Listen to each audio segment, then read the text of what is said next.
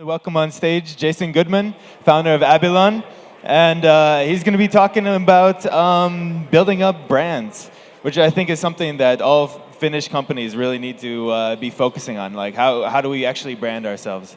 So who am I? I'm Jason Goodman. I'm a founder of Albion. I'm an investor, a seed investor in Brainient. I'm a non-exec director of Chemist Direct as well as Brainient. So I'm one of those kind of Renaissance guys who's very committed to this whole area. Okay, we're going to play Who Knows the Sound game, okay? Who knows that sound? Cool, good. This is an excellent crowd I've got here, and I'd just like to salute you all that you actually are familiar with that sound. It's probably one of the most exciting sort of pieces of work that we ever did for Skype. Nicholas Zenström turned to us when Skype was really little and said, I want a sonic identity as familiar as Nokia. And you remember in the days when Nokia used to have a familiar sonic identity? Well, he wanted to beat that. And it's fair to say that he did. He always thought really big. And this is a really lovely example of it. You know, who's this brand?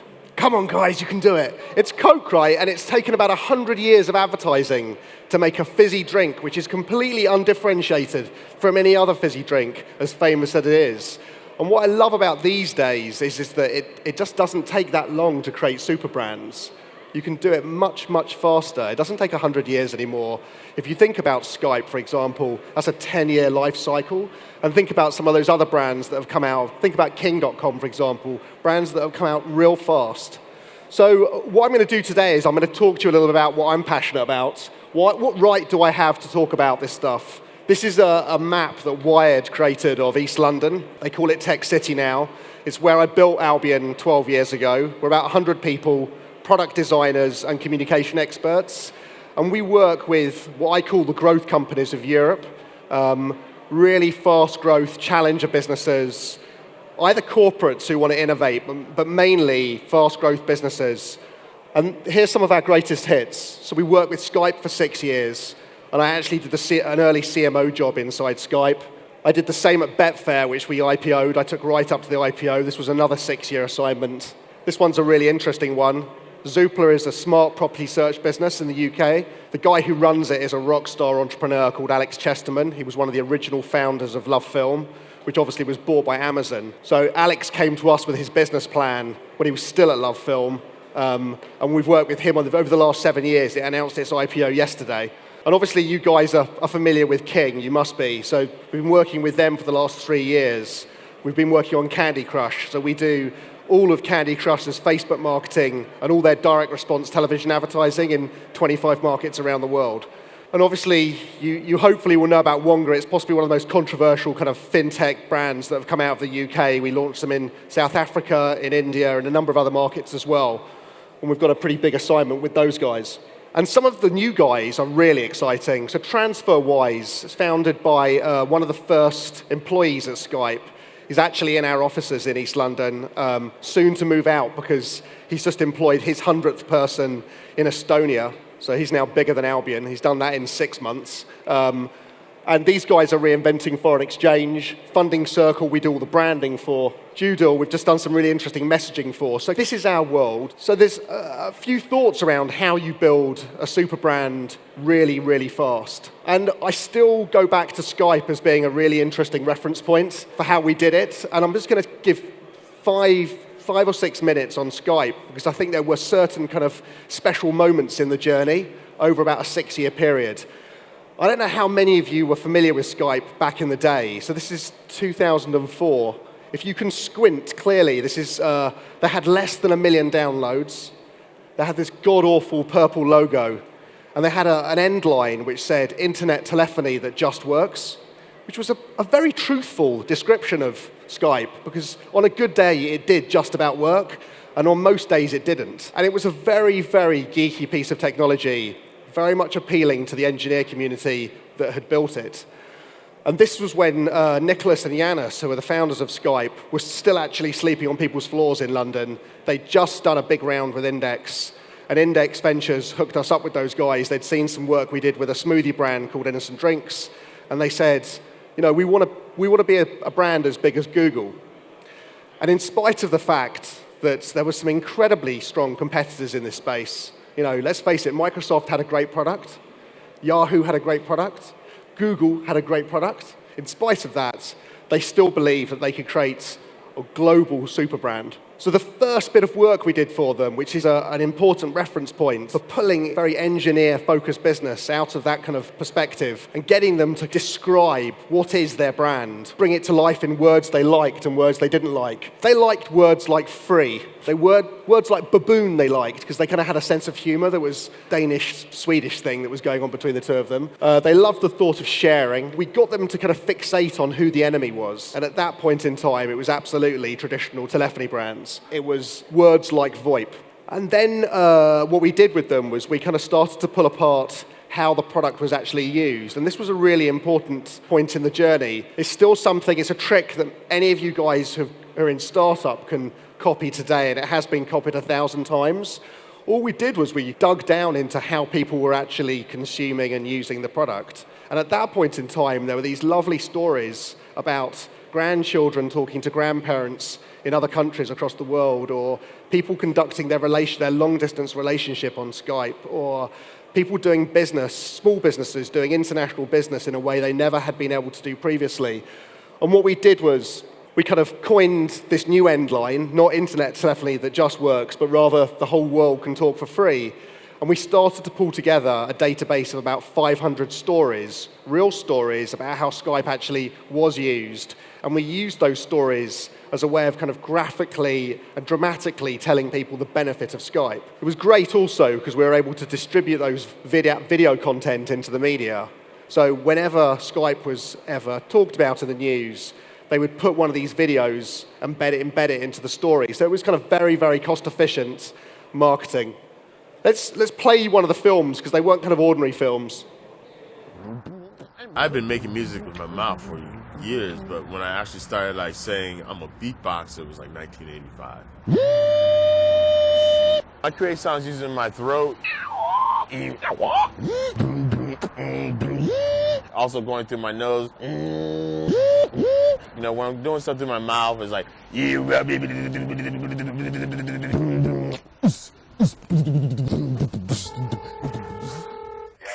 Yo, what's poppin'? Not much, man. Maybe it was use Skype to be able to talk with each other and beatbox. What we did was we built up this body of films. We got users to create their own films. And this was a foundation of their marketing machine that was built and ran over a number of years. And for me, it's a really important thing, which is always create non-advertising bullshit content, which dramatically brings to life the kind of emotional benefit of your product.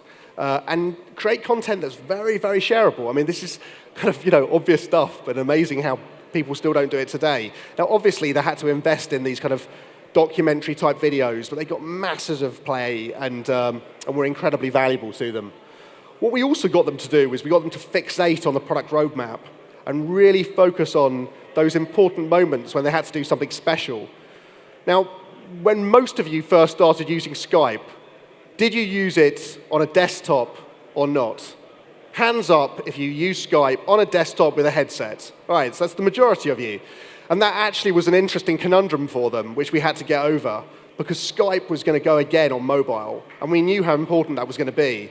And this is really early stuff. So this was an interesting one where we got Hutchinson Whampoa to pay for the launch of Skype Mobile. And what we did here was we kind of went above and beyond the Call of Duty, because we had to dramatize how you could use Skype on a mobile handset. And what we did was we sent the Skype Nomad, a blogger, around the world. And the interesting kind of creative hook that we created here was she had to stay on the move and talk on the move and sleep on the move and eat on the move, and she had to Skype on the move. And the only way that she could actually communicate was via Skype. And the community of ardent Skype fans told her what to do, and it all played out on Facebook and lots of YouTube videos. The most important thing to think about here was know your product roadmap and know those big challenges that you've actually got to address. And they're probably a challenge they're still addressing today.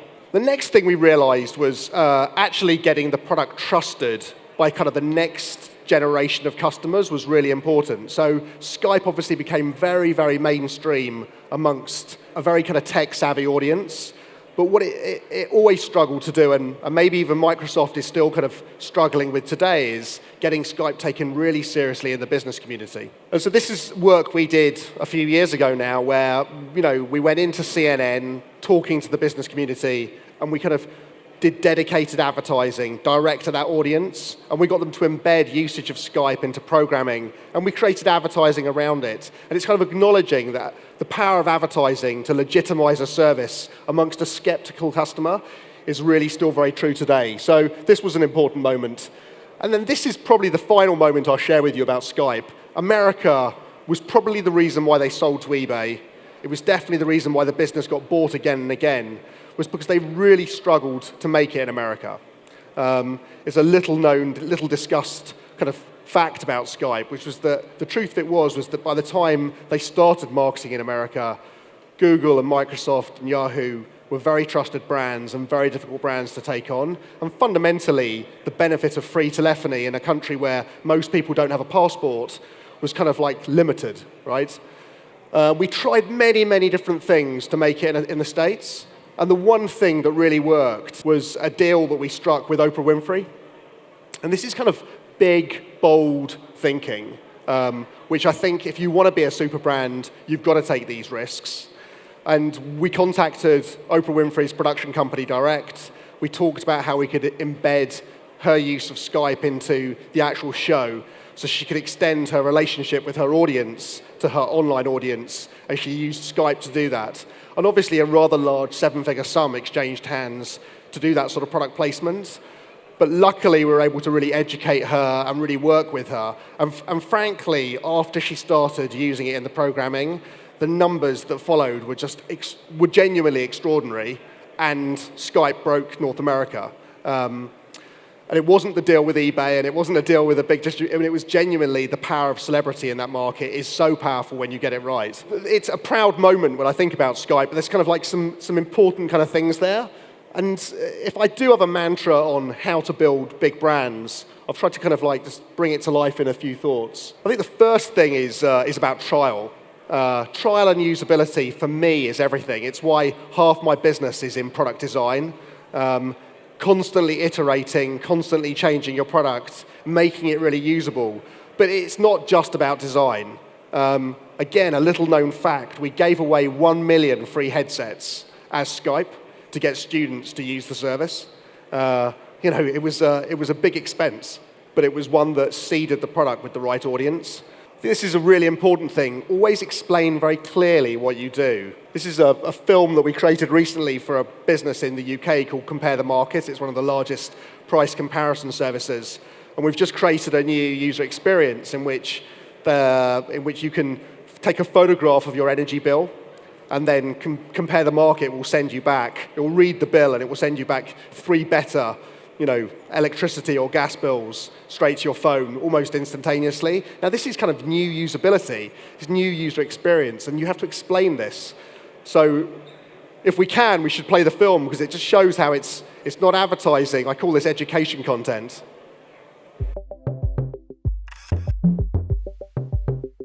%84 of us could be paying too much for our energy. And it's not just thanks to rising prices. Most households are still on expensive tariffs hidden by confusing bills. But how can you save money if you can't work out where it's going in the first place? Snap.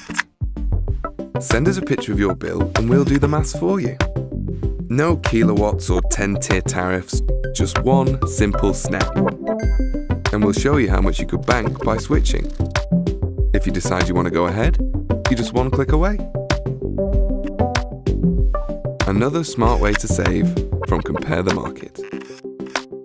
Switch now and choose a toy.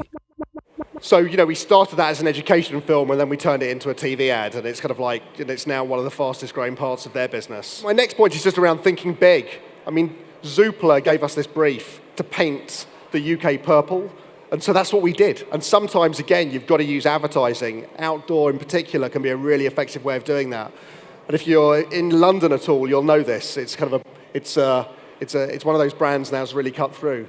So that's my thoughts on branding, creating super brands. What's your best tip for a startup, a bootstrapping startup, to create a big brand? We definitely have different approaches for different types of businesses. And like I said, I invest in early stage businesses. And the one thing I'd say you get right on day one is your PR. I'm a hustler, right? And the best thing you can do is spend no money on marketing. You just need to do it strategically. But getting PR right, it requires strategy. And what you need to do is you need to gather around you people who are really good at that stuff. So if you're going to have any kind of non-exec advisor on your board or someone close to you, I'd find the best PR brain in your community and kind of draw them towards you. It's hard hiring PR agencies because most of them are terrible. But if you're really interested, we've got a really good team. So kind of come and talk to me afterwards. Yes, hello, my name is Antti. I wanted to ask about the rising trends in terms of brand creation in the States, especially. Because at least for us Finns, it's rather difficult to enter and talk to the Americans in a right way. And it is the biggest market and most relevant market for a lot of businesses. Look, I think the biggest mistake you can make about North America is even viewing it as one market. It's a bit like their mistake of viewing Europe as being one market. North America is made up of many markets. But it's really interesting. You shouldn't be daunted by it either.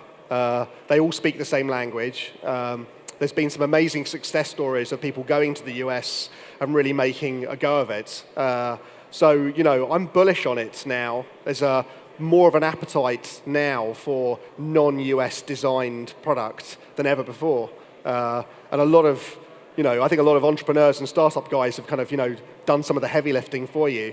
I just view the marketplace as being cities rather than anything else. And it's kind of, take it city by city, however relevant to your product.